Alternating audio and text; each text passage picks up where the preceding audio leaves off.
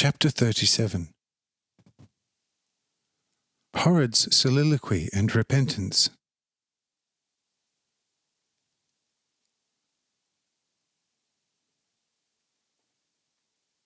For a whole hour Horrid had been groaning in a somewhat inaccessible corner of the cave, when a slight breeze began to blow from morning, putting an end to the glorious sounds.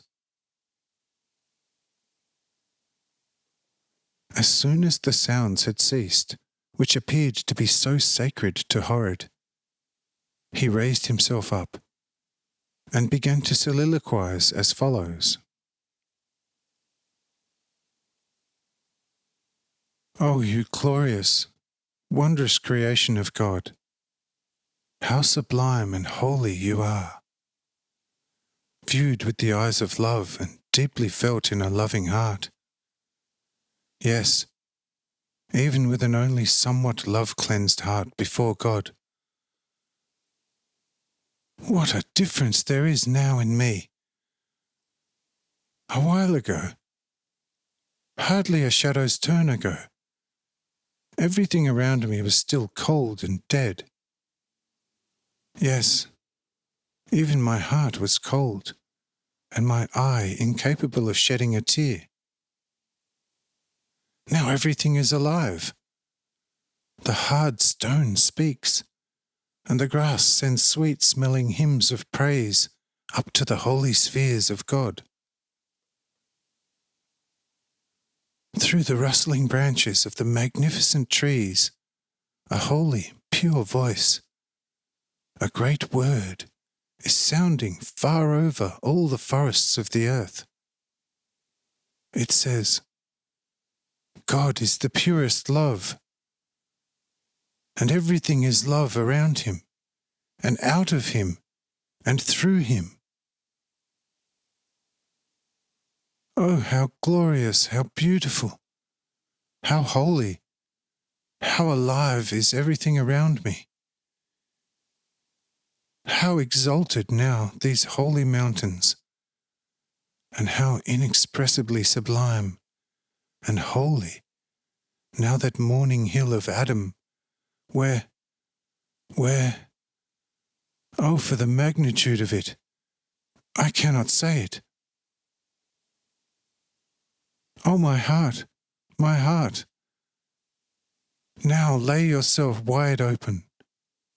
Yes, enlarge far beyond all endless creations, and grasp what is now on that sacred hill.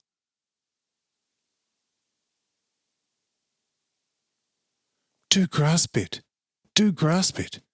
for it is God, the great, eternal, more than holy creator of infinity.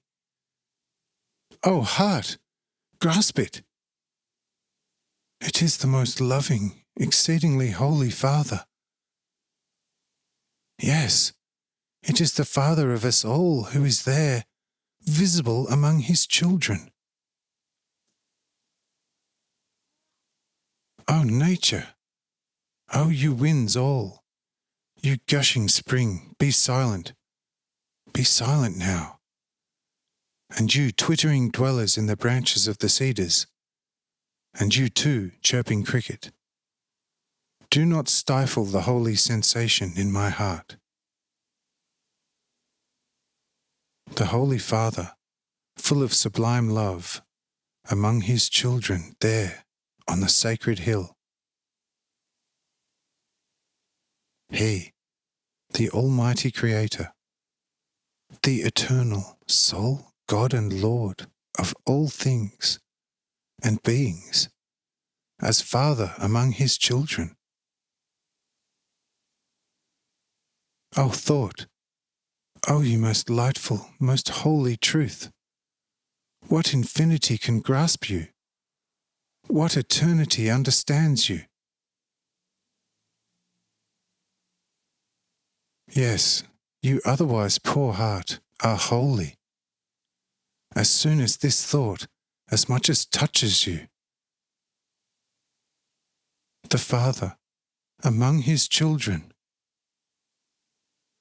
O you too endlessly great thought, Who can live and think you in your magnitude, in your endlessness? The Father among his children, teaching them himself, teaching them to recognize him, the Holy Father.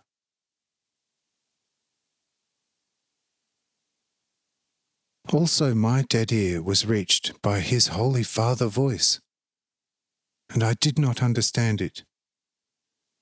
And my eyes saw him, and I did not recognize him. To this place his word led me. The Father's word led me to this place. Oh, you sacred spot, you place where my heart, my spirit were truly transfigured. With what eternal monument shall I embellish you? With what holy word call you, you sacred spot, to which the Father's word summoned me? Oh, what is man, the weak dweller on this earth, for the eternal God to have mercy on him and accept him as a child? Is man maybe good? No, not by any means. Is he maybe so exceedingly beautiful for God to come to him?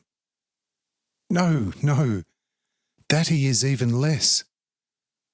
For where true goodness is missing, also true beauty is missing. Is it maybe because he is worthy of love that the Lord descended to him? Oh, by no means. For in order to be worthy of love, one must at first of necessity be good and beautiful.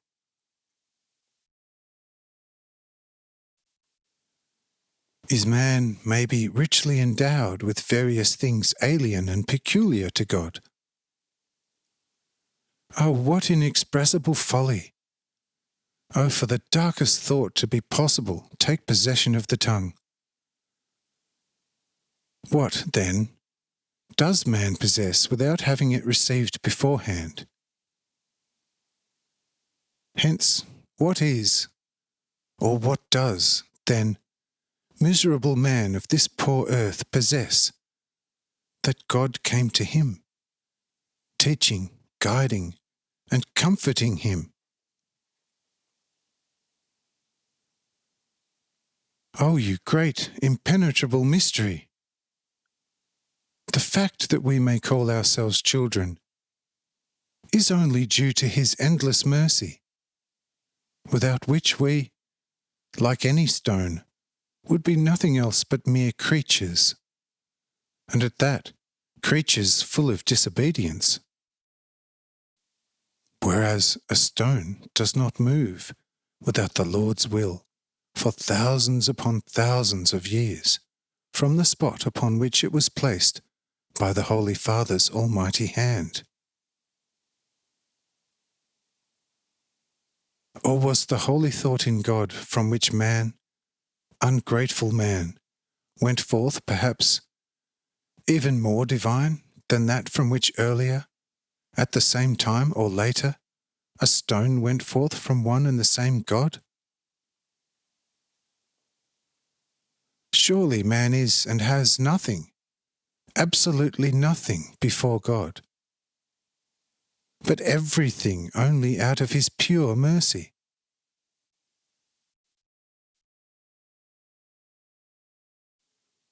Oh, you inexpressible love, you endless mercy of the Father, who is always holy, exceedingly holy. How shall the heart thank you? How praise and glorify you? With what words to the whole earth fittingly proclaim such endless mildness coming from you to us poor humans, who call themselves undeservedly your children? O Father, do let me now sink into the dust. for my eyes are not even worthy to look in the direction where you are still among your children. You, Holy Father, among your children. This thought is too holy to be once more thought by me, a worm of this earth. So be still, still. Everything be still around me, so that I, too, may become still before the exceedingly great holiness of the Father. For what should a dusty worm of the mud say, where the whole of infinity observes the most sublime, respectful silence? So be still, still my heart and my tongue. For everything around me has now become silent. Silent in God. Silent, for the Father is near.